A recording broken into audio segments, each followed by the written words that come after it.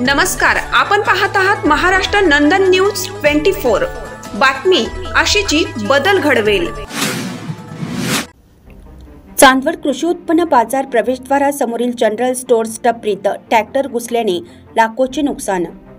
चांदवड कृषी उत्पन्न बाजार प्रवेशद्वारासमोरील जनरल स्टोअर्स टपरीत ट्रॅक्टर घुसल्याने लाखोचं नुकसान झालं। सुदैवाने टपरी चालक टपरी बाहेर असल्याने वाचले।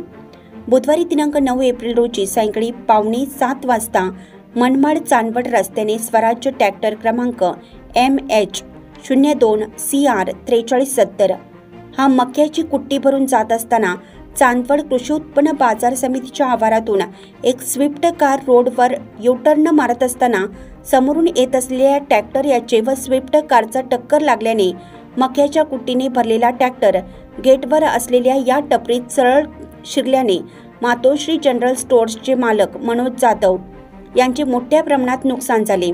सुदैवाने ते टपरी बाहेर असल्याने ते बालबाल बचावले, तर सोमा टोलचे कर्मचारी सुखदेव आहेर, ज्ञानेश्वर ढोमसे, संतोष साबळे यांनी टोलच्या क्रेनच्या मदतीने ट्रॅक्टर बाहेर काढण्यासाठी मदत केली।